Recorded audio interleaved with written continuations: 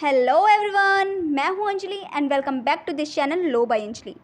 Law of टॉट की first lecture के अंदर हम बात करने वाले हैं टॉट की मीनिंग, डेफिनेशन, नेचर और उसके डेवलपमेंट की। आज की इस वीडियो को स्टार्ट करने से पहले मैं आपको ये बता दूं कि अगर आप लॉ ऑफ टॉट से रिलेटेड और वीडियोस देखना चाहते हैं तो आप मेरे इस चैनल पर जाकर देख सकते हैं, जहां पर आपको लॉ ऑफ टॉट की सेपरेट प्लेलिस्ट मिल जाएगी, जिससे कि आप इजीली लॉ ऑफ टॉट की वीडियोस देख सकते हैं। सो स्टार्ट करते हैं इस वीडियो को इसके मीनिंग के साथ। देखिए, टॉट वर्ड जो है डिराइव लिया गया है लैटिन टर्म टोटम से, जिसका मतलब होता है ट्विस्ट। ये एक लैटिन वर्ड है। अगर हम इसकी इंग्लिश मीनिंग की बात करें तो इसका मतलब होता है रॉन्ग, मतलब कि गलत। अब आप मुझे ये बताइए कि क्या हर गलत चीज़ टॉट होगी? नहीं ना। अगर आप अभी भी कंफ्यूज हो रहे हो तो मैं आपको इसे एक एग्जाम्पल के थ्रू समझाती हूँ। मान लीजिए आपने किसी का मर्डर कर दिया, क्या ये टॉट है? नहीं, ये टॉट नहीं है। ये पूरे स्टेट को अफेक्ट कर रहा है, क्योंकि अगर कोई पर्सन किसी दूसरे पर्सन का मर्डर करता है तो ये सिर्फ उस इंडिविजुअल तक, उस पर्सन तक सीमित नहीं रहेगा, ये पूरे देश को अफेक्ट करता है। इसलिए ये एक क्रिमिनल रॉन्ग है, ना कि टॉट। टॉट क्या होता है ये समझते हैं। टॉट, मान लीजिए आपने किसी को धक्का मार दिया, आपने सिर्फ दूसरे पर्सन को धक्का मारा है, ये सिर्फ उस तक ही सीमित है, क्योंकि ये एक सिविल रॉन्ग है। मान लीजिए कि आपने किसी को थप्पड़ मारा, धक्का मारा, डिफेम करा, तो ये जो है ये छोटे मोटे रॉन्ग हैं, और जो छोटे मोटे रॉन्ग होते हैं उसे हम कहते हैं सिविल रॉन्ग। और जो बड़े स्तर पे जो क्राइम होते हैं, बड़े स्तर पे जो रॉन्ग होते हैं, उसे हम कहते हैं क्रिमिनल रॉन्ग। जैसे किसी का मर्डर कर देना तो इसे हम कहेंगे क्रिमिनल रॉन्ग, और जैसे किसी को धक्का मार दिया तो इसे हम कहेंगे टॉट। अब आप मुझे ये बताइए कि क्या हर सिविल रॉन्ग टॉट होंगे? तो इसका आंसर है नहीं। देखिए, सिविल रॉन्ग में टॉट तो इंक्लूड होगा, लेकिन हर सिविल रॉन्ग को हम टॉट नहीं कह सकते। सो स्टार्ट करते अब इसके एग्जैक्ट मीनिंग के साथ। द वर्ड टॉट has been derived from the Latin term tortum which means to twist. It is a Latin word and its English meaning is wrong. अब ये रोंग जो वर्ड है, मैंने आपको समझा दिया कि रोंग कैसा रोंग है। ये एक सिविल रोंग है, ना कि क्रिमिनल रोंग। टॉट means breach of some duty, independent contracts giving rise to a civil cause of action and for which compensation is recoverable. देखिए, जैसा कि मैंने आपको पहले ही बताया था कि टॉट का मतलब होता है रोंग, और अगर आप किसी पर्सन के साथ टॉट कमिट करते हैं, रोंग कमिट करते हैं, सिविल रोंग कमिट करते हैं, तो फिर आप उस चीज़ के लिए लाइबल होंगे। मतलब आपको कंपनसेशन पे करना पड़ेगा जिस पर्सन के साथ आपने टॉट कमिट किया है। मीन्स अगर आप किसी कॉन्ट्रैक्ट के अंदर बंधे हुए हों और आप उस ड्यूटी को ब्रीच कर देते हैं, तो वहाँ पर आपने सिविल कॉज ऑफ एक्शन को जन्म दिया है, मीन्स आपने सिविल रॉन्ग कमिट किया है। तो फिर आपको वहाँ पर उस पर्सन को कंपनसेशन देना होगा, आप कंपनसेशन के लिए योग्य होंगे।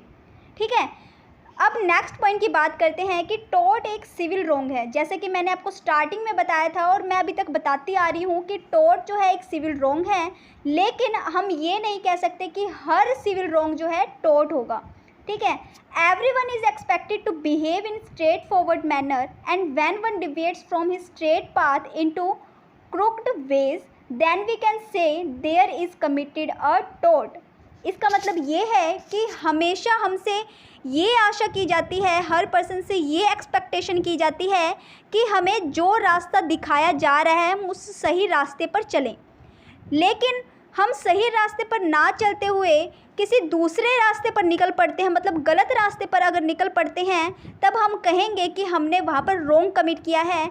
हम ये कह सकते हैं कि वहाँ पर टॉट कमिट हुआ है। मीन्स देखिए कि आपको ये कहा गया है कि थप्पड़ मारना गलत बात है, किसी को धक्का मारना गलत बात है, लेकिन आप इस चीज़ को मानते नहीं और इस ड्यूटी को ब्रीच कर देते हैं, तोड़ देते हैं, और किसी दूसरे पर्सन को हम गुस्से में आकर धक्का मार देते हैं, तो हमने वहाँ पर टॉट कमिट किया है।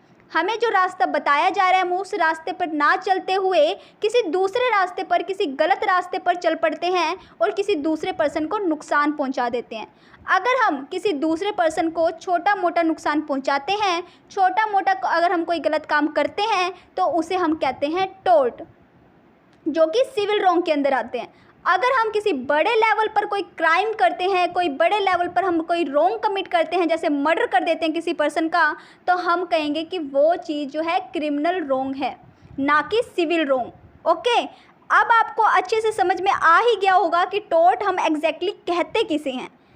वीडियो की स्टार्टिंग से ही हम ये पढ़ते आ रहे हैं कि टोर्ट जो है रॉन्ग है, टोर्ट जो है वो रॉन्ग है। तो अगर हम किसी पर्सन को धक्का मार रहे हैं तो हम क्या कर रहे हैं, हमारे जो हम एक्ट कर रहे हैं उस चीज़ को हम क्या कहेंगे, हम कहेंगे ये एक रॉन्गफुल एक्ट है। ठीक है, नेक्स्ट पॉइंट देखिए, a conduct which is not straight और लॉफुल इट इज़ टोर्ट। मतलब कि ऐसा कोई व्यवहार, ऐसा कोई कंडक्ट जो कि हमें बताया जा रहा है वो हम नहीं कर रहे, वो स्ट्रेट नहीं है और ना ही वो लॉफुल है। लॉफुल का मतलब कानूनी नहीं है, मतलब हमें ये कहा जा रहा है कि हमें किसी को धक्का नहीं मारना चाहिए, हमें किसी पर्सन को डिफेम नहीं करना चाहिए, लेकिन फिर भी हम कर रहे हैं, तो ये क्या हुआ, ये अनलॉफुल चीज़ होगी। ठीक है, तो इस चीज़ को हम क्या कहेंगे, टोर्ट कहेंगे। चलो अब हमें मीनिंग तो समझ में आ गया टोर्ट का, कि टोर्ट का मीनिंग आखिर होगा क्या। अब हम देखते हैं कि इसकी डेफिनेशन क्या है। देखिए, द लिमिटेशन एक्ट 1963 के सेक्शन 2M में ये बात कही गई है कि tort means a civil wrong which is not exclusively a breach of contract और ब्रीच ऑफ ट्रस्ट। मतलब टोर्ट जो है वो एक सिविल रॉन्ग है जो कि ना तो सिर्फ स्पेशली ब्रीच ऑफ कॉन्ट्रैक्ट या फिर ब्रीच ऑफ ट्रस्ट है। मतलब हम ये नहीं कह सकते कि टोर्ट के अंदर स्पेशली ब्रीच ऑफ कॉन्ट्रैक्ट आएंगे या फिर ब्रीच ऑफ ट्रस्ट आएगा। ये एक सिविल रॉन्ग तो है, बट ये स्पेशली ये दोनों चीज़ें इसके अंदर इंक्लूड नहीं है। ठीक है, अब हम देखते हैं कि सैलमन के अकॉर्डिंग टोर्ट का मतलब क्या है। देखिए, सैलमन की डेफिनेशन में ये कहा गया है कि टोर्ट जो है वो एक सिविल रॉन्ग है जिसके लिए रेमेडी प्रोवाइड की जाती है। अगर मान लीजिए एक पर्सन है ए और एक पर्सन है बी, ए जो है बी के साथ टोर्ट कमिट करता है, उसको धक्का मारता है, तो फिर ए ने जो है क्या कमिट किया है, टोर्ट कमिट किया है बी के साथ। तो अब बी जो है, यहाँ पर बी जो है रेमेडी के लिए एबल है, रेमेडी के लिए योग्य है। मतलब अब ए के द्वारा जो भी इंजरी पहुंचाई गई है बी को, अब उस चीज़ के लिए ए जो है उसे रेमेडी प्रोवाइड करेगा। किसको करेगा, बी को करेगा। अब यहाँ पर दूसरी चीज़ देखने को मिलती है अनलिक्विडेटेड डैमेजेस। अनलिक्विडेटेड डैमेजेस का मतलब क्या होता है, वो डैमेजेस जो कि निर्धारित नहीं है, जो कि निश्चित नहीं है। मतलब मान लीजिए ए ने बी को धक्का मारा, लेकिन ये कहीं पर भी निर्धारित नहीं किया गया कि अगर कोई पर्सन किसी दूसरे पर्सन को धक्का मारता है तो उसे कितने डैमेजेस पे करने पड़ेंगे, मतलब कितनी उसे भरपाई करनी पड़ेगी। मतलब अगर 10,000 की भी मांग रख सकता है यहाँ पर बी, 20,000 की भी मांग रख सकता है, 30,000 की भी मांग रख सकता है, यहाँ पर अनिश्चित डैमेजेस की मांग रख सकता है, मतलब अनलिक्विडेटेड डैमेजेस की मांग रख सकता है। अगर कोई भी पर्सन किसी दूसरे पर्सन के साथ टोर्ट कमिट करता है तो वहाँ पर अनलिक्विडेटेड डैमेजेस होते हैं, अनलिक्विडेटेड डैमेजेस मिलेंगे जिसके साथ टोर्ट कमिट हुआ है। इतनी बात समझ में आ गई। चलो अब स्टार्ट करते हैं नेक्स्ट लाइन को। इसमें भी यही बात कही गई है कि and which is not exclusively the breach of contract और द ब्रीच ऑफ ट्रस्ट। मतलब कि टोर्ट के अंदर ब्रीच ऑफ कॉन्ट्रैक्ट और ब्रीच ऑफ ट्रस्ट स्पेशल रूप से नहीं होंगे। ठीक है, तो जो पहली वाली डेफिनेशन थी उसकी डेफिनेशन मिलती जुलती है ये वाली लाइन। आपको समझ में आ गया होगा कि प्रॉपर डेफिनेशन क्या कहना चाहते हैं।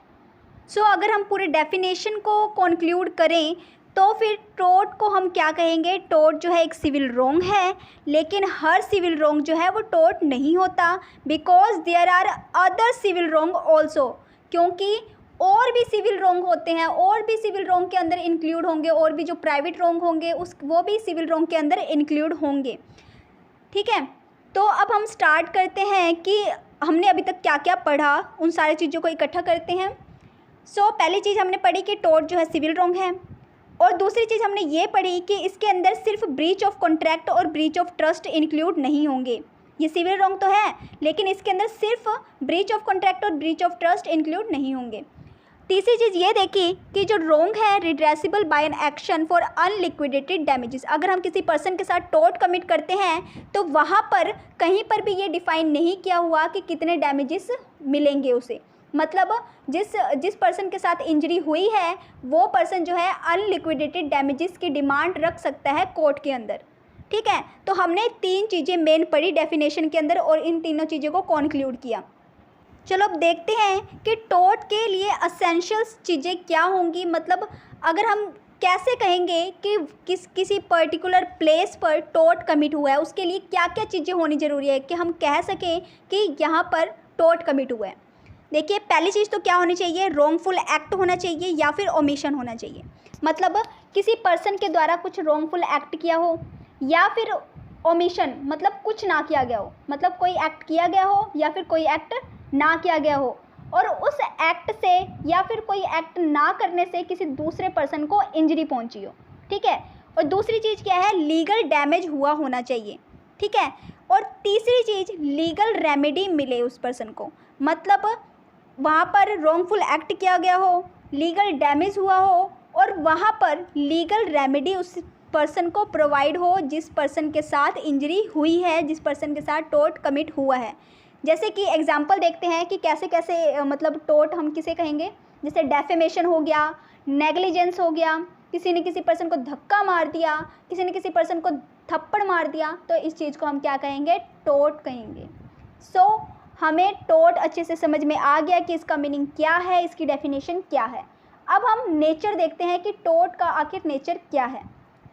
अगर हम किसी भी चीज़ के नेचर की बात करें तो वहाँ पर हमें उसके ओरिजिन के बारे में, उसके प्रॉपर मीनिंग के बारे में, उसकी डेवलपमेंट के बारे में और पूरे अच्छी तरीके से डेफिनेशन के बारे में हमें बताना होता है कि आखिर वो चीज़ है क्या।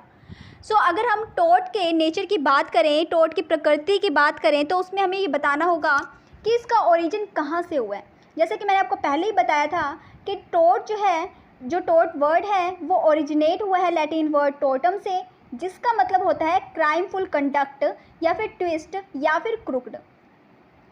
अगर हम इसके इंग्लिश मीनिंग की बात करें तो इसका मतलब होता है रॉन्ग, जैसे कि मैंने आपको स्टार्टिंग से बताया है। अगर हम इसके लीगल राइट्स की बात करें कि देखिए बहुत सारे लीगल राइट्स जो है प्रोवाइड किए गए हैं इंडिविजुअल्स को, पर्सन्स को, लॉ के द्वारा। ठीक है, अगर कोई पर्सन किसी दूसरे पर्सन के साथ टोट कमिट करता है तो फिर वहाँ उस पर्सन को, जिस पर्सन के साथ इंजरी हुई है, उसे रेमेडीज़ मिलते हैं, उसे रेमेडीज़ का अधिकार है। ठीक है, कि इसके अंदर सिर्फ specially breach of trust include होंगे और ना ही सिर्फ ब्रीच ऑफ ट्रस्ट इंक्लूड होंगे। सो अगर हमें इसके अनसर्टेनिटी ऑफ लॉ की बात करें, फर्स्ट पॉइंट है हमारा अनसर्टेनिटी ऑफ लॉ। देखिए, इसे अनसर्टेनिटी ऑफ लॉ क्यों कहा गया है, क्योंकि ये जो लॉ ऑफ टोट है ये कोडिफाइड नहीं है, ये एक अनकोडिफाइड लॉ है। क्योंकि यहाँ पर कोई यूनिफॉर्मिटी नहीं है, कोई सर्टेनिटी नहीं है इसके रूल्स में, इसके रेगुलेशंस में, इसकी डॉक्ट्राइन्स ऑफ कोर्स में। अब आपको ये समझ में नहीं आ रहा होगा कि आखिर कोडिफाइड अनकोडिफाइड क्या है। देखिए, कोडिफाइड लॉ का मतलब होता है जहाँ पर लॉ के द्वारा उस चीज़ को कोडिफाई किया होगा। मतलब उसके अंदर हम अगर लॉ ऑफ टोट्स की बुक उठा के देखें तो उसके अंदर कहीं भी सेक्शंस नहीं दिए हुए।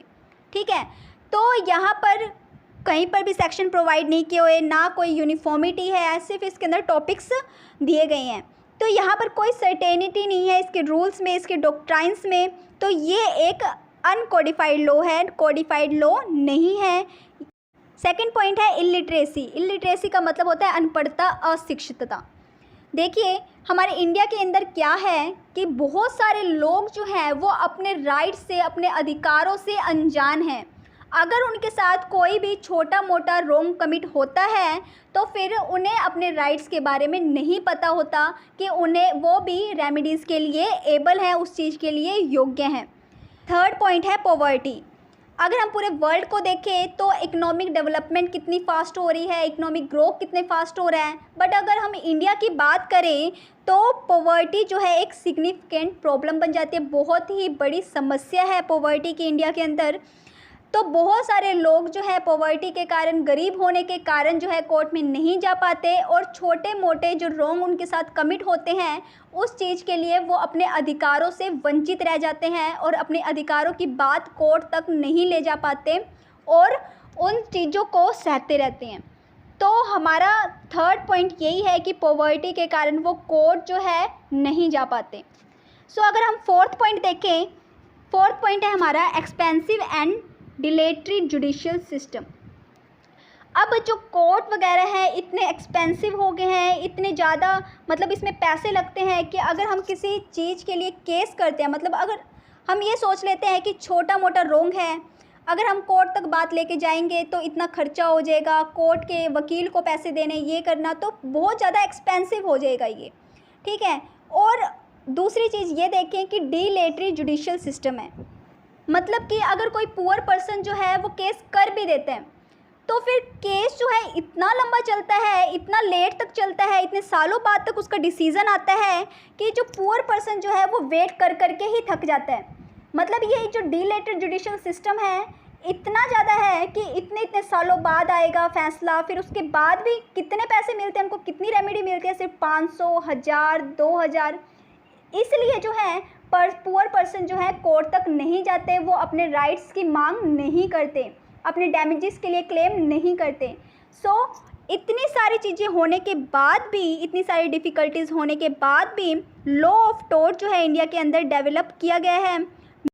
चलो ये तो हमने जाना टॉर्ट के नेचर के बारे में। अब हम ये जानेंगे कि टॉर्ट का डेवलपमेंट इंडिया के अंदर कैसे हुआ, टॉर्ट का ओरिजिन कैसे हुआ।